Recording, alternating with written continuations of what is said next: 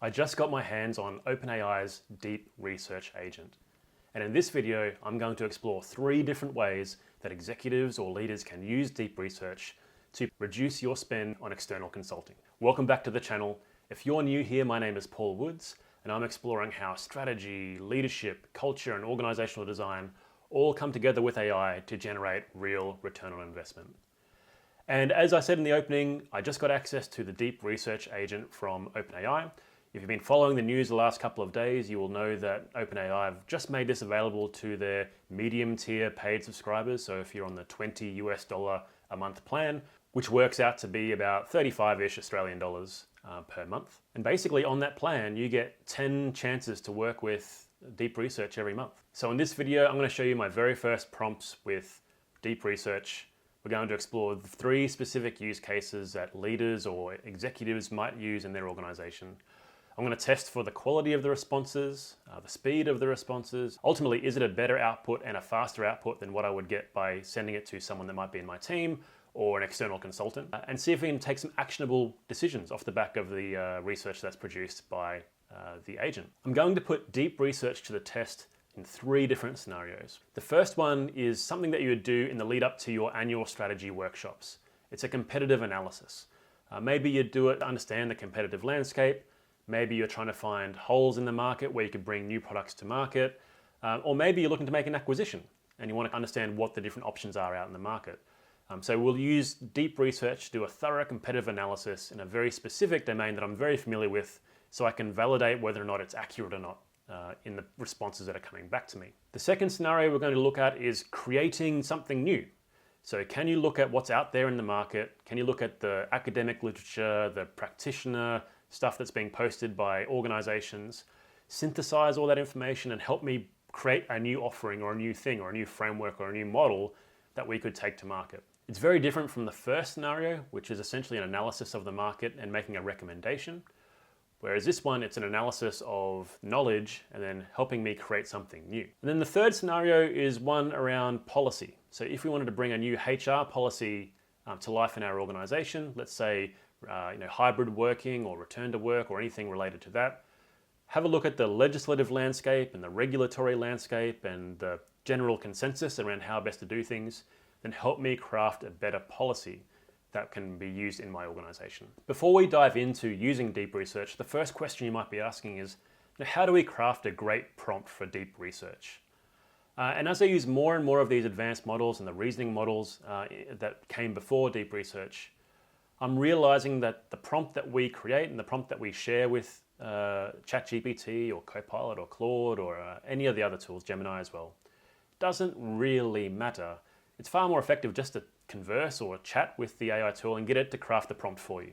Just cuts out all the noise of prompting frameworks and prompt engineering and gets you really quickly to a point where you've got something that you can verify before you send it in for the much deeper research. So to show you how easy it is, I'm going to use advanced voice mode here in ChatGPT, which we get with the paid plan that I'm on. Hey ChatGPT, can you please help me craft a really great prompt for deep research? Essentially, I want to do a competitive analysis of the Microsoft partner ecosystem in Australia with a particular emphasis on larger organizations and medium-sized organizations. Forget about the smaller ones. And the outcome is really to help us get a clear picture of the competitive landscape here in Australia, look for potential acquisition opportunities and any gaps in the market where we could bring new offerings to life as well. So you can craft that up as a great prompt for deep research. That would be fantastic. Sure, here's a prompt you can use. Research objective: conduct a competitive analysis of the Microsoft partner ecosystem in Australia, focusing on larger and medium-sized organizations. Key questions to answer: who are the key players in the large and medium-sized segments? What are their main offerings and specializations? How do they differentiate themselves in the market? Potential acquisition opportunities: which organizations could be strategic acquisition targets? What criteria should be considered for evaluating these opportunities, like market share, technological capabilities, client base? 3. Market gaps. Are there any unmet needs or gaps in the current offerings that could present opportunities for new services or products? Deliverables. A detailed analysis report highlighting the competitive landscape. A list of potential acquisition targets with justifications. identification of gaps in the market, and recommendations for new offerings. That sounded pretty good. I don't think there's anything I'd actually change in this time. Obviously, this is the first time I've used deep research, so we'll see how it actually performs. So instead of using voice mode now, I'm just going to copy and paste that into the chat window. So I just grab this, and then I'm going to paste it in here. And I'm just going to click the deep research button to make sure that we're using deep research, and I'm going to send it off. Now, what I expect from what I've seen other people do is there'll be some clarification questions come through, and you can see there's a few coming through here at the moment. So the clarification questions around the scope of companies, the industries of interest, the acquisition criteria, competitor metrics and time frame, and preferred report format. That's cool. So it's going to help, it's kind of iterating with me to make sure that I get the outcome that I want to get. So I'll just type in the responses very quickly. So for one, we're going to ignore ISV partners, but make sure that you use the updated Microsoft partner program, i.e. gold and silver relates to the previous iteration of the Microsoft partner program. 2, industries, all industries. 3, actually, for 2 industries of interest, I think we're going to go for resilient industries, so healthcare, government, education. Let's start with those 3. For 3, acquisition criteria, strong brand, technical founder-led, great reputation with Microsoft, and obviously profitable as well. In terms of metrics, those metrics are good. I think that's all we need. I'm really interested in the case studies though. Case studies are interesting. Maybe call out their top customer stories. 5, I think we always want to look from post-COVID trends.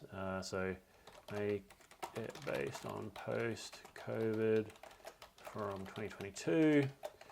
And then 6, I want this in both a written report and a slide deck to make it easier to present. All right, let's see how we go. So basically it's playing back the understanding that it has of the task. It's starting to do the research, and this could take 10, 15, 20, 30 minutes. We'll kind of see how it goes. All right, it's been just over 8 minutes and Deep Research has just provided its competitive analysis. Let's have a quick look. It's looked at 25 different sources to come up with it. If I look across here at the activity bar, I'll just click on sources to see the different sources it looked at. At a cursory glance, based on my understanding of this industry that I've been working in the last 20 years, like these are the right sources, these are the right organizations to be talking about. So it's kind of hit the nail on the head in terms of looking in the right spots for this, which is fantastic. If I look at the activity and how it kind of went through this, you can see here that there's quite an interesting thought pattern that's gone through here.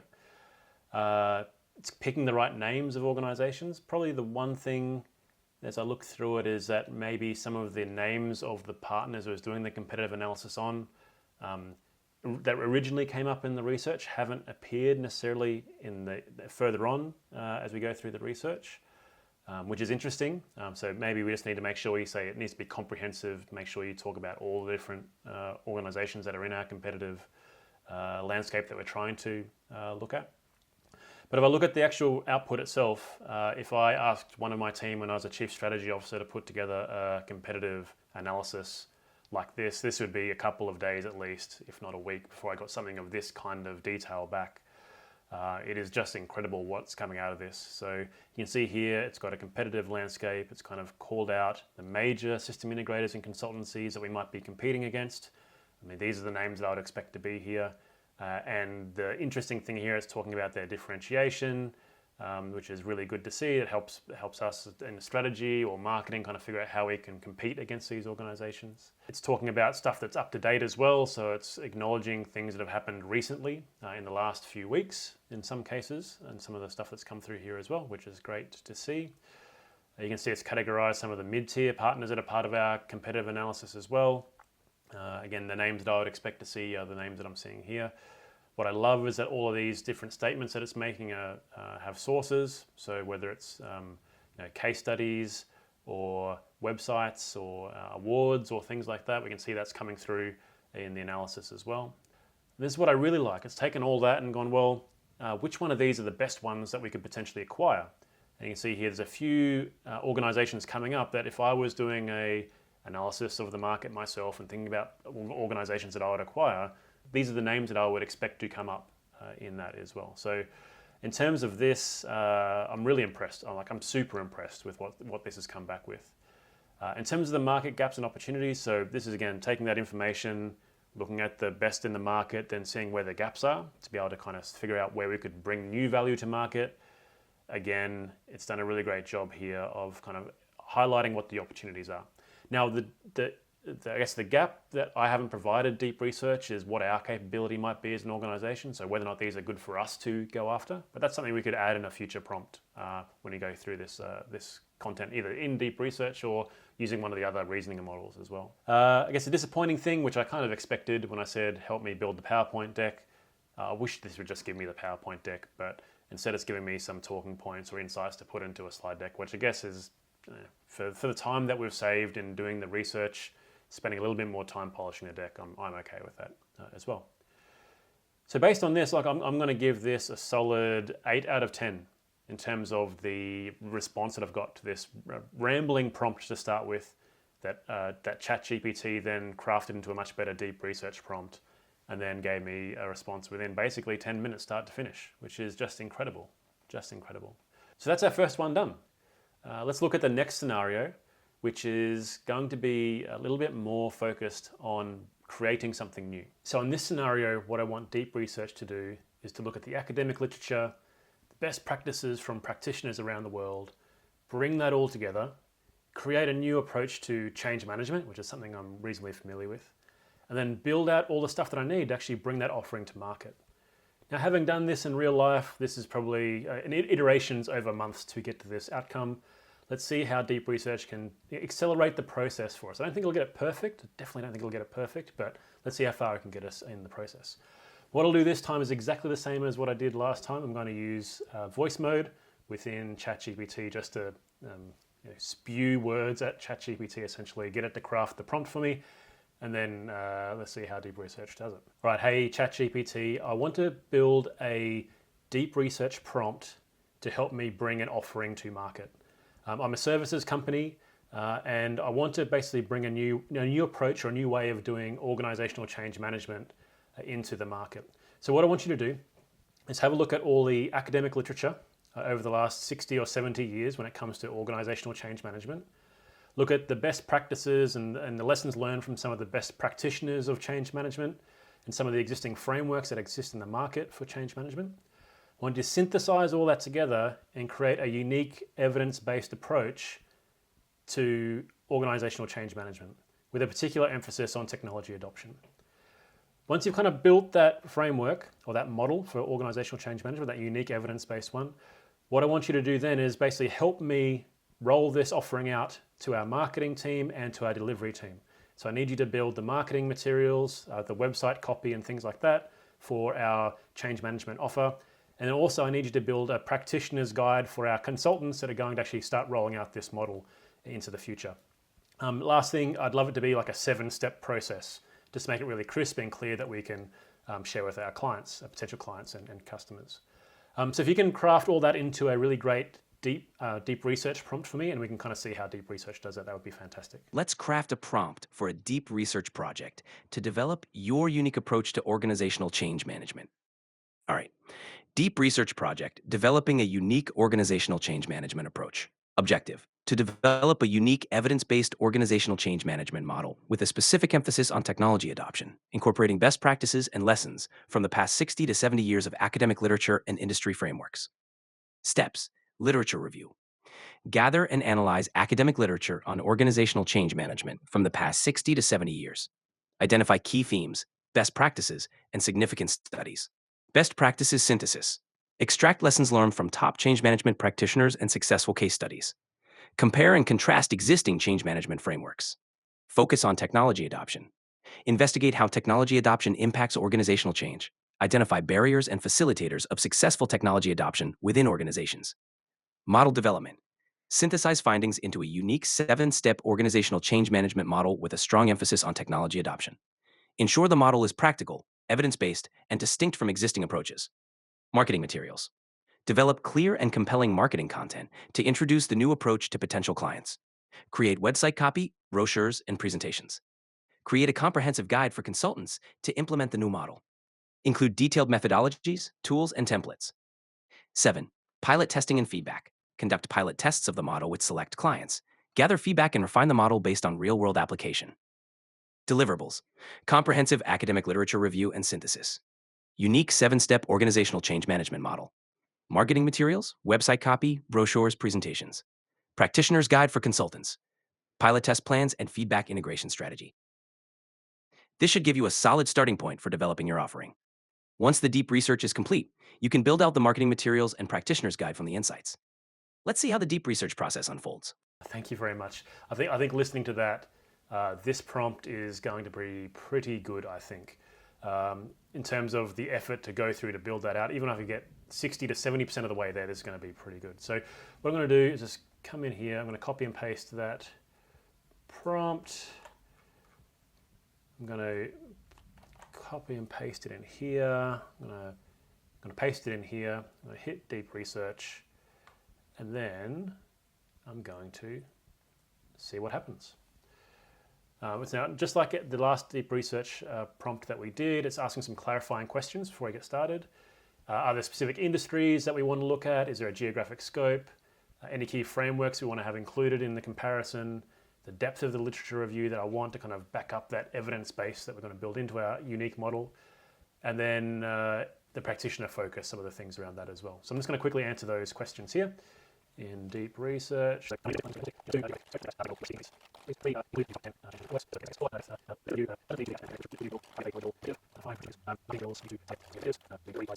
Obviously I don't spell very well, but let's quickly fix those up. I actually don't think it would make a difference here. I'd still figure it out, but just for the sake of doing it right, let's do it right. Okay, so that's the clarifications.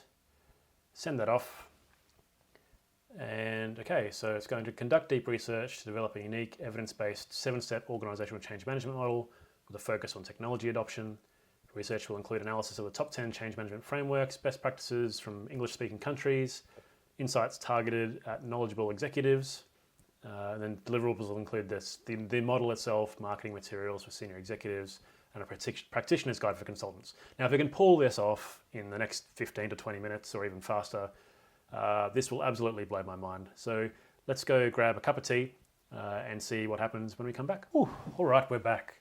I think the biggest challenge that I've realized today with deep research is what do you do with the 8 minutes, 13 minutes, 15 minutes it takes for you to get the response from deep research. In this case here, in our second scenario, we're basically trying to build a new offering and bring it to market around change management in particular. The results have just come back in, so let's have a quick look. If I am to say that I'm really impressed with what we've seen here, it'd be an understatement. I think it's done a really good job. Interesting thing on this one is that basically it looks like that the activity feed kind of stalled or crashed halfway through this one. So I thought it was going to fail, but actually the results still came through. So if you do see that where the activity just stops, hang in there because you probably still get a response in the end. So what we have here, it's basically pulled together a 7-step change management model, particularly aligned to technology adoption. And if I scroll through this very quickly, you can see the synthesis of the key literature from the academic side of things, as well as some of that practitioner-led stuff that we're looking for, which is great. If I keep scrolling down, it's done a comparison of the methodologies, so strengths and limitations of the top 10 that it was looking at.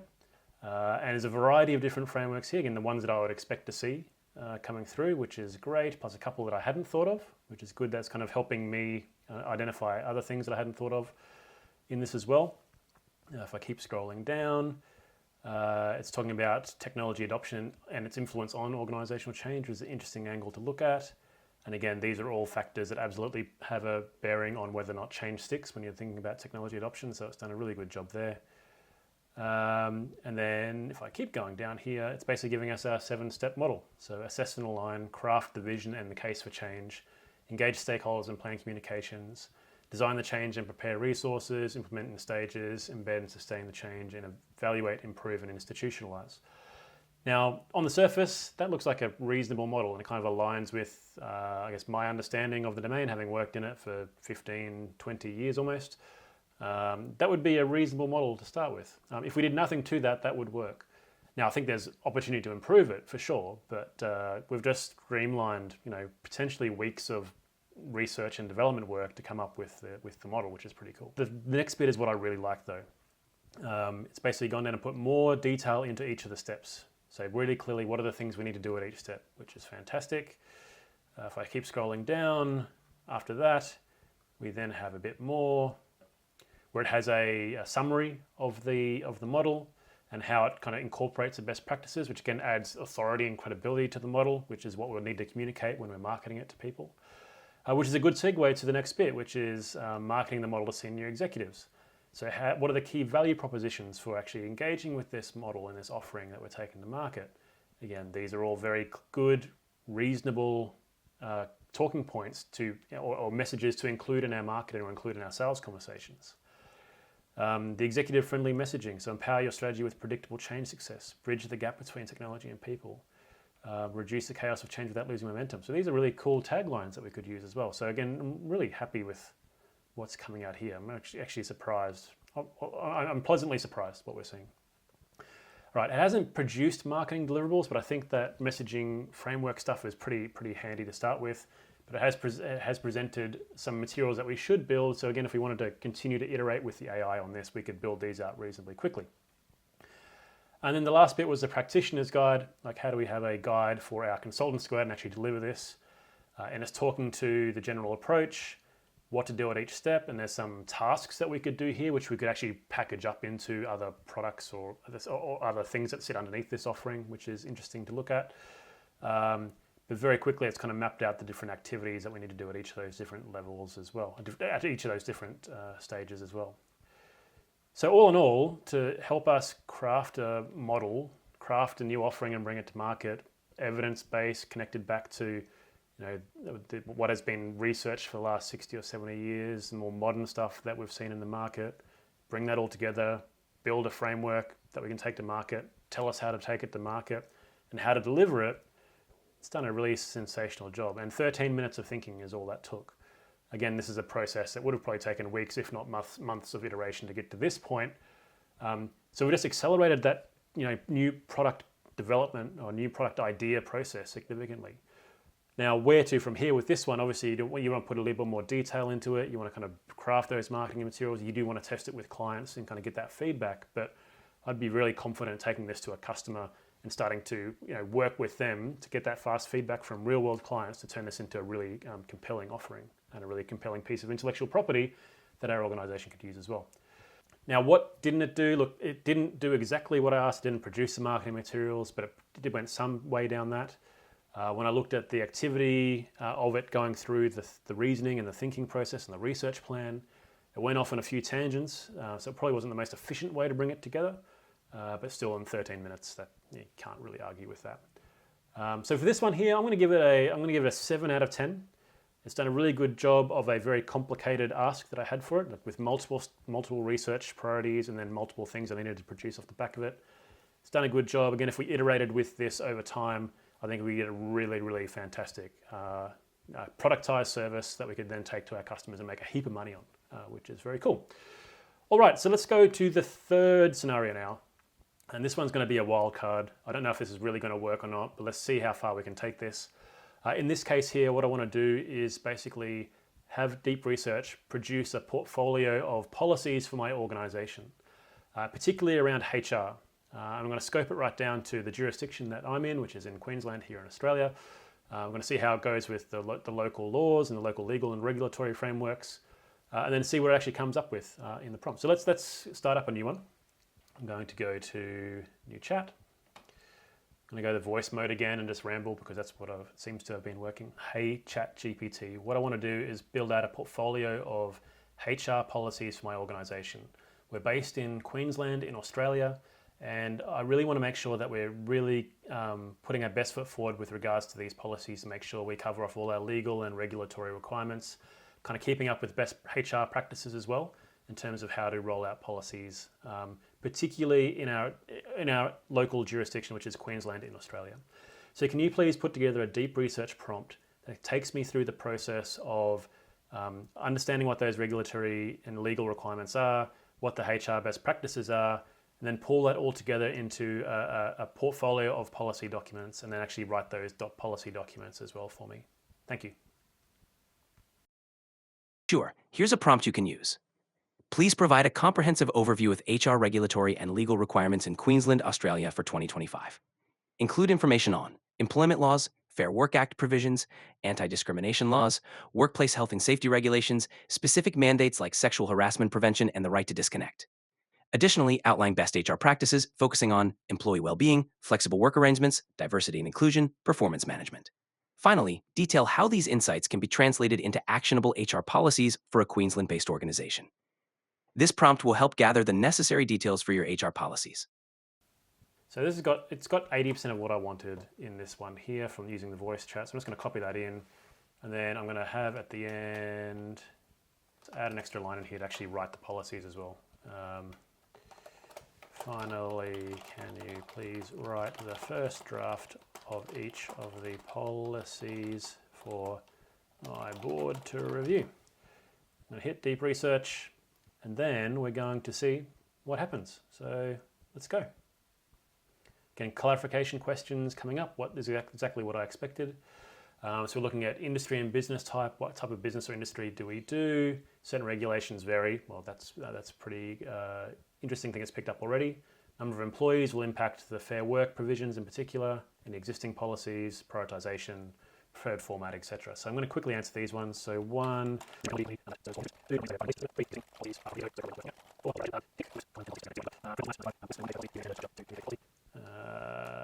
6, take into consideration our company values of trust, honesty, openness, innovation, etc. The most generic company values you'll ever find. Okay, let's see what we do.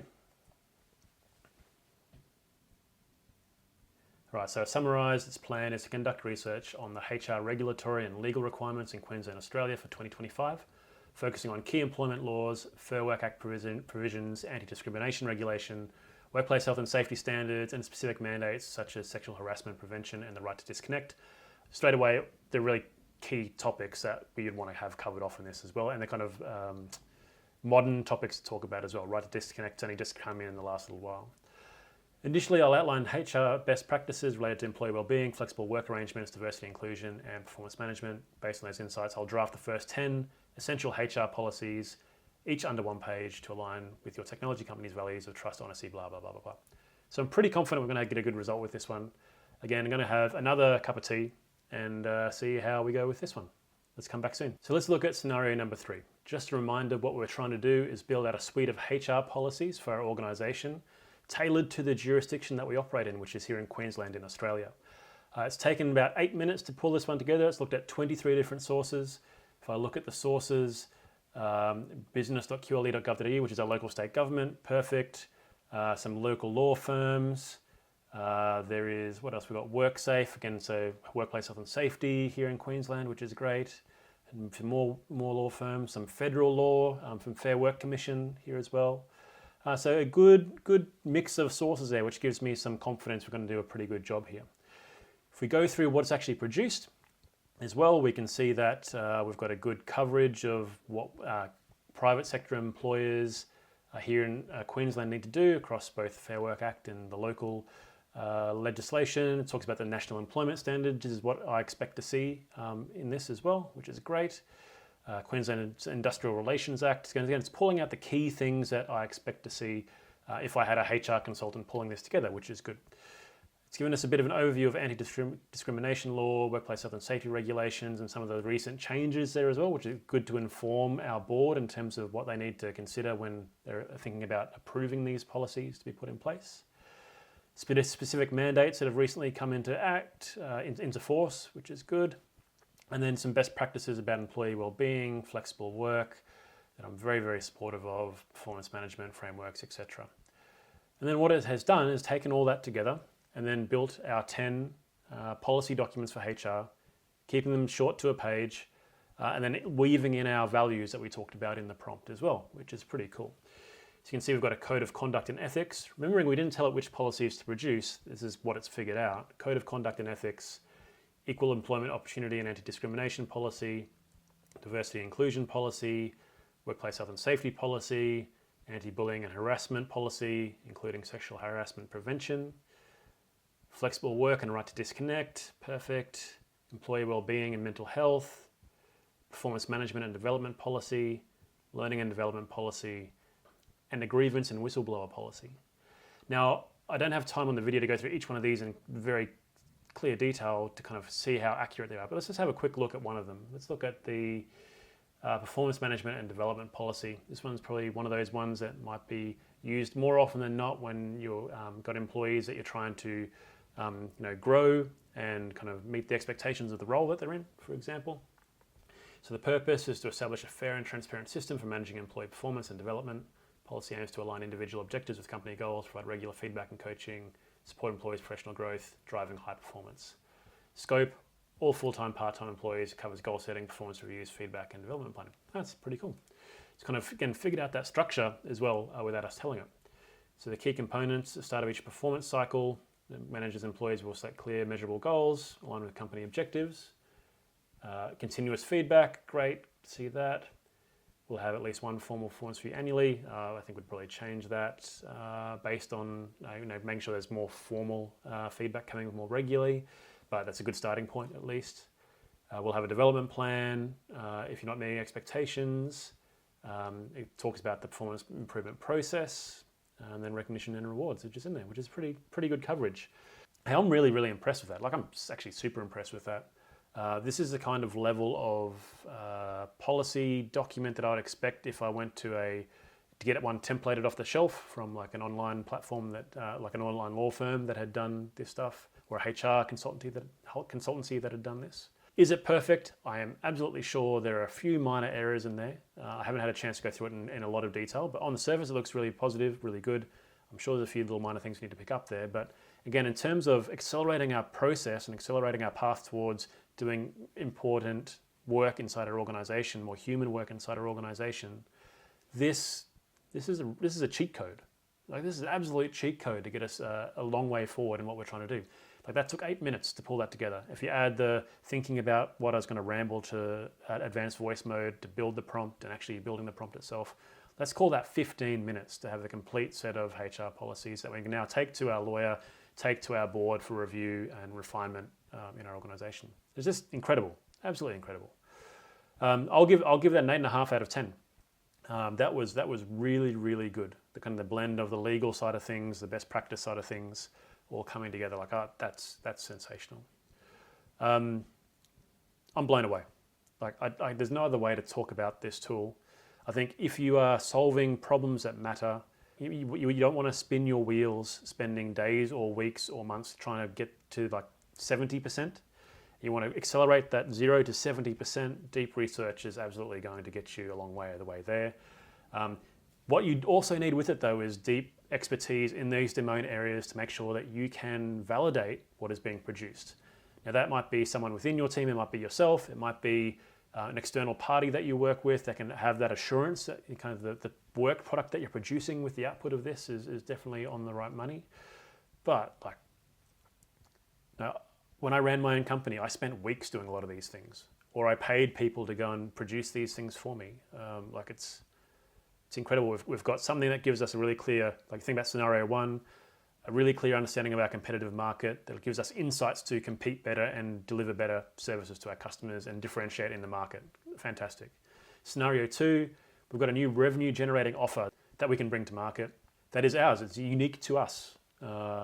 unique IP that we can then use. And it's all evidence-based as well, with a clear plan forward of how to actually bring it to market and message the offering with our target audience. And then third, we've got internally a great policy framework we've put in place now to kind of make sure that we create a great workplace for our employees, where it's really clear about the roles and responsibilities and how things work in our organization. This is not even a 10 times improvement in speed to produce some of this material. It's 100 times speed, maybe even more than that. It's incredible. My tips for you, if you are going to use deep research and trying to get the most out of it, I think from my experience today, having a clear idea in your mind of what you want to achieve, but then getting ChatGPT to build the deep research prompt for you and kind of iterate through that at least once, do that meta prompting at least once to get there. Using the advanced voice mode helped me understand and replay back the prompt in a much more meaningful way than just reading it on the screen. So I think using voice mode for that helped me understand that I knew what I was going to get, just like I would a conversation with someone that was working for me or a consultant that was working for me to do this. So I think that's really important. And then if you're on the $20 a month plan, you only get 10 of these a month, remember, so make sure you make the most of them. But after today's experience, I am personally thinking that it's worthwhile upping to the $200 a month plan to get more of this, because this is going to accelerate my work significantly in what I do. What are the downsides of deep research? I think if you're a management consultant, or if your business model relies on leverage, where you build teams of people to do research or do analysis and then come back with a PowerPoint presentation in 3 months, that world is done. You are cooked. There is no doubt about it that someone that's armed with the ability to think about what problems to solve, curious enough to think about the different angles to how to kind of present that to a tool like deep research, and then be able to validate the output of that, you don't need a team of 5 people doing the research anymore. The value is going to be in the data collection that you feed into it, not the analysis itself.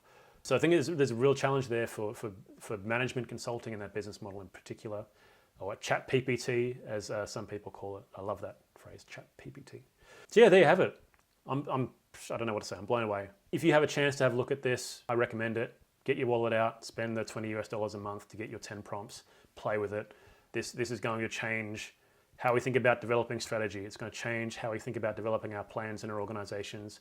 It's going to change how we think about how we package up work and get work done in our organizations.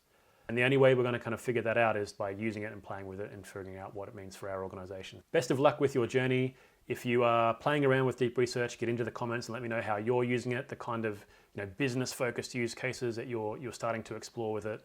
I'd love to hear more about how you're using it to produce your strategy, how you're using it to think about processes in your organization in particular. If you like this kind of content and you want to dive into this more as I produce more of it, make sure you subscribe to the channel and make sure you give it a like, because that helps the AI overlords that we all work for, the algorithm, help other people like yourself discover content like this. I really appreciate that ahead of time. And with that, I hope you have a great rest of your day. Thanks for watching.